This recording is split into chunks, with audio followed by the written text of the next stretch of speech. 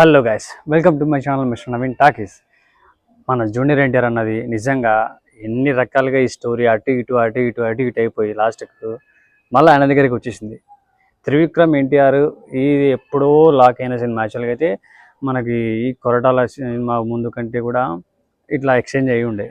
ఈ గ్యాప్లో మనకి ఆ టైమింగ్స్ సెట్ అవ్వకను మరి అదే త్రివిక్రమ్ గారు మహేష్ బాబు గారితో సినిమా చేయడము, కొరటాల గారు మన ఎన్టీఆర్ దేవరాజ్ సినిమా షూట్కి వెళ్ళిపోవడము.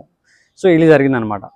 ఈ గ్యాప్లో త్రివిక్రమ్ కూడా మళ్ళీ బిజీ ఉన్నాడని చెప్పి ఎన్టీఆర్కి వేరే హీరోని ఎత్తుక్కుంటూ అట్లా అట్లా అల్లు అర్జున్ దగ్గరికి, తర్వాత రామ్ చరణ్ దగ్గరికి అట్లా తిరిగేసి లాస్ట్కి మళ్ళీ ఎన్టీఆర్ దగ్గరికి వచ్చేసింది.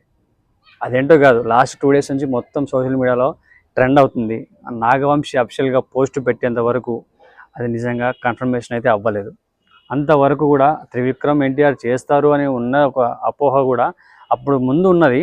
ముందు ఆల్రెడీ ఫిక్స్ అయిపోయింది, ఆల్రెడీ అందరికీ మైండ్లో బ్లైండ్గా ఉండిపోయింది. అలాంటిది ఏ సినిమా తీస్తాడు అన్నది కూడా కాన్సెప్ట్ తెలియదు అప్పటికి. ఇప్పుడు పాన్ ఇండియాలో మైథాలజీ మూవీ అల్లు అర్జున్తో ప్లాన్ చేస్తున్నారని చెప్పి కూడా త్రివిక్రమ్ గారి ఆ టైంలో రావడం జరిగింది. ఆ తర్వాత యాక్చువల్గా ఇది ఎన్టీఆర్తో ప్లాన్ చేసినాడు ఫస్ట్ అని చెప్పి కూడా మనకు తెలియదు.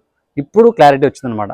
యాక్చువల్గా ప్లాన్ చేసిందే ఎన్టీఆర్తో, ఆ తర్వాత కుదరట్లే కాబట్టి అల్లు అర్జున్ తర్వాత రామ్ చరణ్ అట్లా తిరిగి మళ్ళీ మన ఎన్టీఆర్ నా దగ్గరికి వచ్చేసింది అనమాట. సో ఈ న్యూస్ విన్నప్పటి నుంచి ఈ క్యారెక్టర్కి ఎన్టీఆర్ చేయగలిగే న్యాయం, ఎన్టీఆర్ అన్న చేసినంత న్యాయం ఎవరు చేయలేరేమో అని నాకు అనిపించింది. మీన్స్ అంటే మిగతా హీరోస్ తక్కువ అని కాదు, అందరూ బాగా చేస్తారు వాళ్ళ వేస్లో. కానీ మైథాలజీ అన్నప్పుడు మన తెలుగు హీరోల్లో ఇప్పటివరకు ఉన్న వాళ్ళలో నాకు తెలిసి ఎన్టీఆర్ బాగా సెట్ అవుతాడేమో అనిపించింది ఆ టైపు.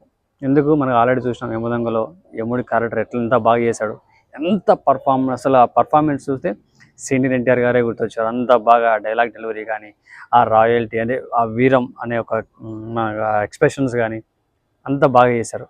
అలాంటి ఎన్టీఆర్ గారికి ఇప్పుడు కార్తికేయ అంటే మీన్స్ మన సుబ్రహ్మణ్యేశ్వర స్వామి స్టోరీ, దేవతల యొక్క సేనాధిపతి ఆయన యొక్క స్టోరీని మన జూనియర్ ఎన్టీఆర్ చేయడం అనేది నిజంగా ఒక గొప్ప, ఎక్కడో చేసుకున్న పుణ్యం అని అనుకోవాలి. నిజంగా చెప్పాలంటే దేవుడి క్యారెక్టర్స్ చేయాలంటే అంత ఈజీ కాదు, అంత ఈజీగా ఎవరికి రావు.